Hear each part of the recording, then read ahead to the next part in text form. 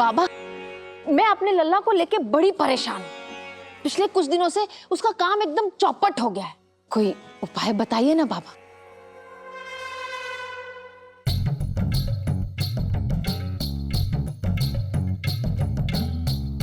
पुत्री, अभी कुछ दिनों से तुम्हारे जीवन में परिवर्तन हुआ है।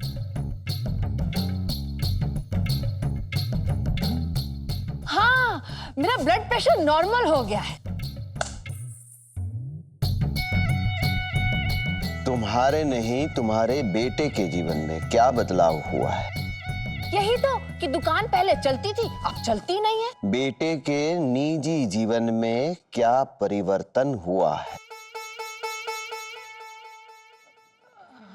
हाँ बाबा, कुछ दिनों पहले उसका ब्याह हुआ है। बाबा, कन्हैया के जीवन में क्या समस्या है, कुछ उपाय बताइए ना। तुम्हारी समस्या ही तुम्हारा उपाय है। ये बहू जो ब्याह कर तुम्हारे घर आई है, वो तुम्हारे घर के लिए शुभ नहीं। उसी की वजह से सब दुविधाएं हैं तुम्हारे बेटे के जीवन में। हाँ? बहू की वजह से? हाँ, बहू की वजह से। पर बाबा, मेरे लल्ला की एक नहीं 5-5 बहुएं हैं। बाबा, केस स्पेशल है। किसी एक बहू की वजह से मुसीबत है। 5 बहू में से एक बहू ऐसी है जिसकी वजह से तुम्हारे पुत्र के बुरे दिन शुरू हो गए। वो एक बहू जिस किसी भी चीज को हाथ लगाएगी तो समझो वो हाथ नहीं लगा रही, पनौती लगा रही है। उस बहू के बुरे प्रकोप का इतना प्रभाव है कि तुम्हारा बेटा घर से निकलेगा अच्छे काम के लिए, लेकिन घर लौटेगा विफलता लेकर। वैसे तुम्हारे बेटे की चाय की दुकान पर घाटा कब से होने लगा? ना, चाय की दुकान नहीं है, साड़ी की है। कल ही आया वहां से। मैंने थोड़ा आगे का भविष्य पढ़ लिया था। अर्थात अच्छा है कि अभी भी साड़ी की दुकान है, परंतु ऐसे ही चलता रहा तो चाय की दुकान दूर नहीं। इस घर में उस एक बहू के कदम तुम्हारे बेटे के विनाश का कारण बन सकते हैं। सासू माँ, हम बात करते हैं। बाबा,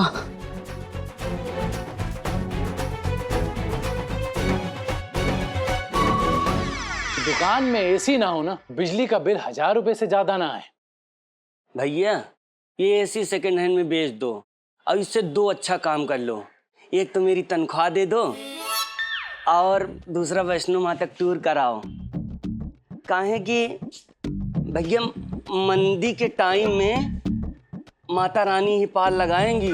वैष्णो देवी मैया की जय।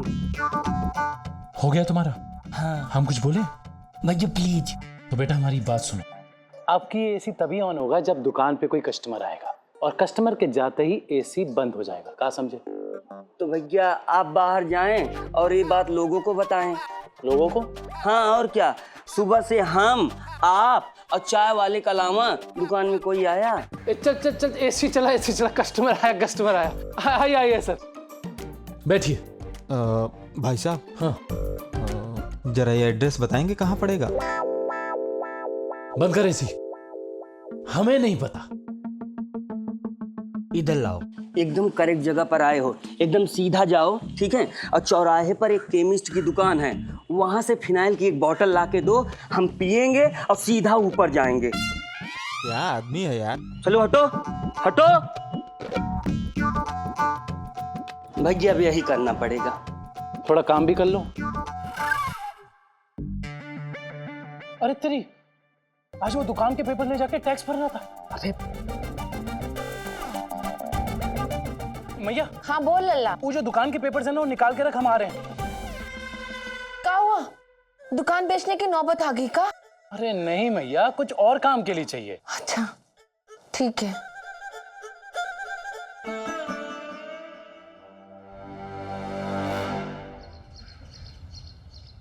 भैया कहाँ रखे हैं दुकान के पेपर्स? अरे बोला तो सही, सोफे के साथ वाली टेबल पर। अरे नहीं है मैया। कन्हैया जी क्या हुआ? अरे प्रतिभा, वो आपने दुकान के पेपर्स देखे? मैया ने यहीं रखे थे, मिल नहीं रहे। वो शायद प्रार्थना पंजीरी या तो परी प्रेमा, उनमें से किसी ने संभाल कर रख दिया होगा। ओके। एक बहू ऐसी है जिसकी वजह से तुम्हारे पुत्र के बुरे दिन शुरू हो गए। वो एक बहू जिस किसी भी चीज को हाथ लगाएगी तो समझो वो हाथ नहीं लगा रही, पनौती लगा रही है। कहीं मेरे लल्ला के दुकान के पेपर उसी बहू के हाथ तो नहीं पड़ गए? पंजीरी मैं पेपर ले आई।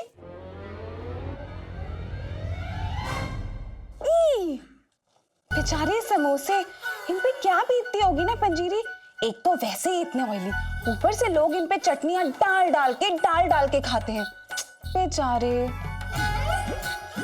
लेकिन पंजीरी, इनको हमारे जैसे पिंपल्स नहीं होते क्या? इतने सारे पेपर्स क्यों ले आई?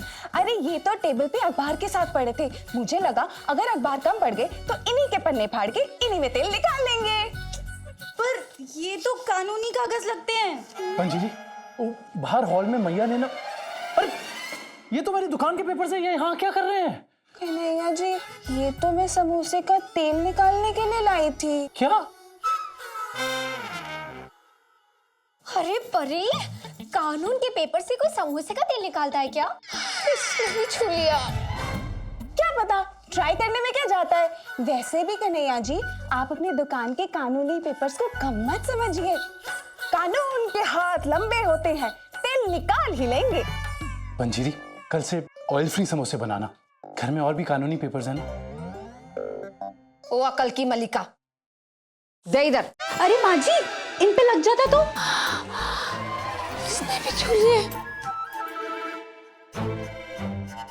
कन्हैया, हाँ मैया। कन्हैया जी सॉरी, अगर कोई गलती हो गई हो तो। लेकिन इन पे लिखा नहीं था ना कि ये दुकान के पेपर्स हैं, इसलिए मुझे समझ आया नहीं। मेरे माथे पे कुंती देवी लिखा है, पर पता चलता है ना